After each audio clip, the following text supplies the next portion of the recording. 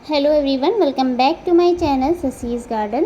तो आप देख रहे हैं ये करी लीफ का प्लांट है और आज मैं इस वीडियो में आपके साथ इसी प्लांट के बारे में कुछ केयर एंड टिप्स शेयर करूंगी। और अब जैसे कि विंटर आ रहे हैं तो विंटर में किस तरह से आप इस प्लांट की केयर कर सकते हैं, ये सारी चीज़ें मैं इस वीडियो में शेयर करने वाली हूँ। वीडियो को लास्ट तक ज़रूर देखिएगा और चैनल पर नए हैं तो चैनल को सब्सक्राइब कर लीजिएगा। तो ये प्लांट मैं लगभग 2 साल पहले लेकर आई थी। 2 साल से ज़्यादा ही हो गए हैं और बहुत ही छोटा सा प्लांट था और अब जाके ये प्लांट काफ़ी मैच्योर हो गया है, बड़ा हो गया है। ग्रोथ भी काफ़ी अच्छी हो गई है इस प्लांट की और इसमें सीड वगैरह भी निकल चुके हैं। काफ़ी लो मेंटेनेंस प्लांट है ये। अगर आप एक बार इसे लाकर लगा देते हैं और थोड़ी बहुत इसकी केयर करते हैं तो बहुत अच्छे से ये आपके गार्डन में लगा रहेगा। और इसकी लीव्स का काफ़ी यूज़ होता है घरों में।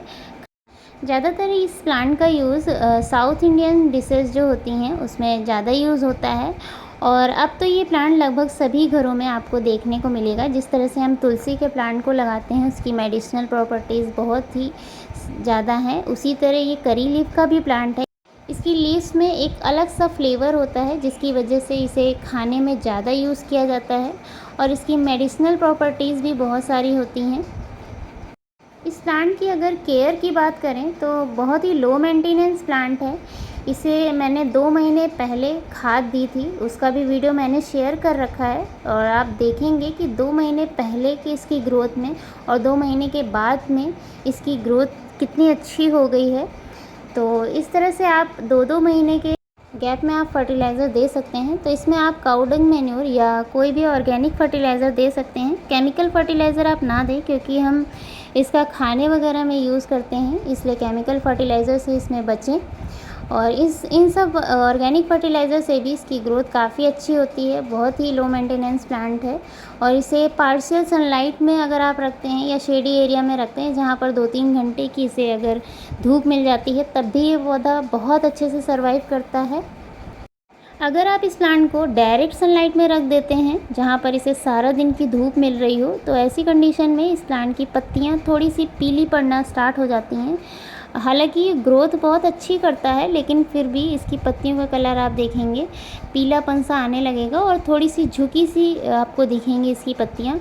और अगर आप ऐसी जगह पर रखते हैं जहाँ पर सुबह की और शाम की इसको धूप मिलती है, दोपहर की धूप इसे इनडायरेक्ट अगर मिल रही हो तो ऐसी जगह पर ये प्लांट बहुत अच्छे से ग्रो भी करता है और इसकी पत्तियों का कलर डार्क ग्रीन आपको देखने को मिलेगा और पत्तियां भी इसकी आपको खिली सी दिखाई देंगी।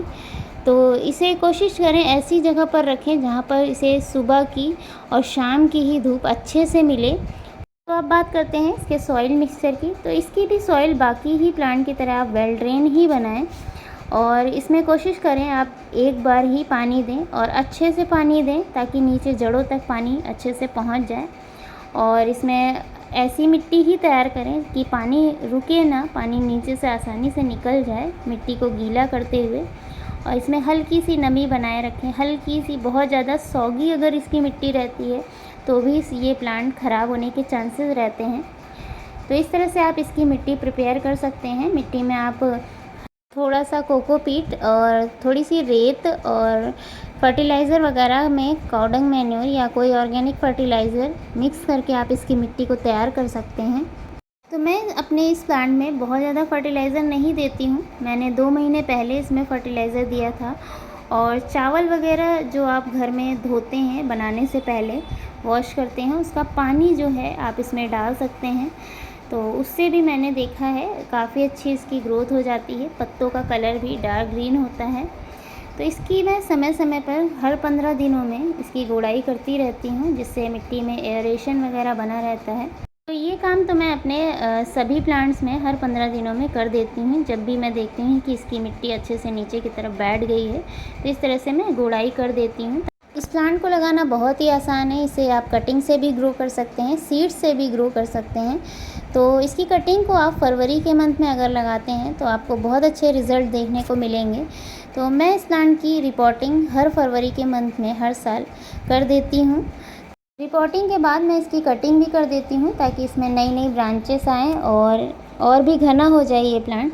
तो इसकी मैं कटिंग कर चुकी हूँ। आप देख सकते हैं जब ये छोटा सा प्लांट था तो ये सीधा बढ़ता चला जा रहा था, इसकी हाइट काफ़ी अच्छी हो गई थी। तो मैंने इसे बीच से कट कर दिया था रिपोर्टिंग के बाद, और कट करने के बाद इसमें 2-3 ब्रांचेस निकल आई हैं और इसी तरह से ये काफ़ी घना हो गया है। सर्दियों में ये प्लांट पूरी तरह से डोर्मेंसी पीरियड में चला जाता है और इसमें आपको किसी भी तरह की ग्रोथ देखने को नहीं मिलेगी। जितनी पत्तियां अभी आपको दिखाई दे रही हैं बस इतनी ही पत्तियां इसमें लगी रहेंगी, और अगर आप इसकी केयर करते रहते हैं तो ये पत्तियां गिरती नहीं हैं और आप इसे इस्तेमाल कर सकते हैं पूरी सर्दियों तक। तो जैसे ही फरवरी आती है तो उसके बाद इसकी नई ग्रोथ स्टार्ट हो जाती है। तो फरवरी के बाद से ये सितंबर अक्टूबर तक काफ़ी अच्छी इसकी ग्रोथ आपको देखने को मिलेगी।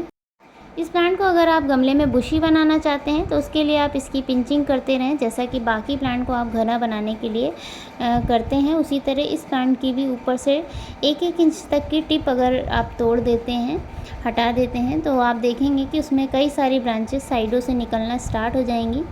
तो इस तरह से आप गमले में इस प्लांट को घना बना सकते हैं। काफ़ी बुशी हो जाता है प्लांट गमले में।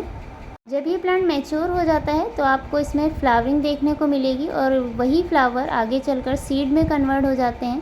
तो अगर आपको इनके सीड्स चाहिए हो नए प्लांट तैयार करने के लिए तो इन्हें रखें, वरना इनके फ्लावर को हटा दें, क्योंकि ये फ्लावर को सीड में कन्वर्ट करने के लिए काफ़ी एनर्जी इन प्लांट को चाहिए होती है। तो अगर आपको नए प्लांट की ज़रूरत ना हो तो आप इनके सीड्स को ना बनने दें, फ्लावर को समय पर ही हटा दें।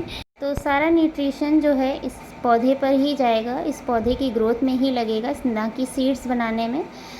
इस प्लांट्स में मुझे अभी तक कोई भी पेस्ट अटैक देखने को नहीं मिला है। तो वैसे तो जब इसकी आप मिट्टी तैयार करें तो उसमें हल्दी पाउडर का ज़रूर यूज़ करें, उससे आपको इसकी मिट्टी में भी किसी तरह का कोई भी फंगस देखने को नहीं मिलेगा और पूरे साल आपका पौधा इसी तरह अच्छे से ग्रो करेगा। समय समय पर आप इसकी जो पीली पत्तियां आपको दिखती जाएं, आप उन्हें नीचे से हटाते जाएं। ज़्यादातर नीचे की ही पत्तियां जो पुरानी हो जाती हैं वो पीली पड़ जाती हैं, तो उन्हें आप समय पर हटाकर इस्तेमाल कर सकते हैं।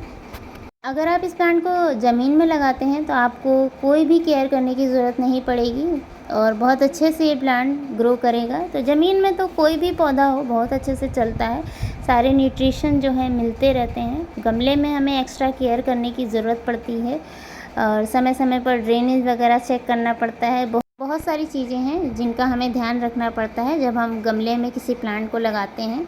तो इस तरह से हम जो भी प्लांट गमले में लगाते हैं उनकी हर प्लांट की अलग अलग रिक्वायरमेंट होती है।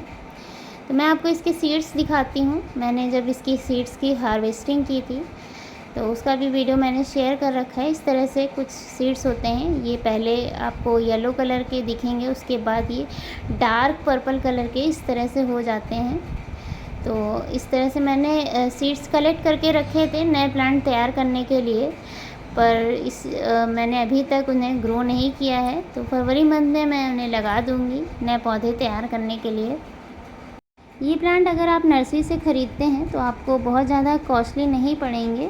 छोटा प्लांट इसका आपको 20-30 रुपीज़ में मिल जाएगा, और अगर आप बड़ा प्लांट लेते हैं तो बहुत ज़्यादा 50 रुपीज़ की रेंज में आपको मिल जाएगा आसानी से। तो अगर आपके पास कटिंग या सीड्स अवेलेबल ना हो तो आप इसे नर्सरी से भी डायरेक्ट परचेज़ करके लगा सकते हैं। तो रेनी सीज़न में आप लगाएं या फरवरी लास्ट तक भी आप इस प्लांट को लाकर नर्सरी से लगा सकते हैं। सर्दियों में आप इस प्लांट को बहुत ज़्यादा पानी ना दें और डायरेक्ट सनलाइट में ही रखें, तो इस तरह से आपका प्लांट सर्दी में बचा रहेगा। तो अगर आपको मेरा ये वीडियो पसंद आया हो तो कमेंट करके ज़रूर बताइएगा। लाइक, शेयर एंड सब्सक्राइब करना बिल्कुल मत भूलिएगा। तो मिलते हैं मेरे नेक्स्ट वीडियो में नेक्स्ट प्लांट की अपडेट के साथ। Thank you.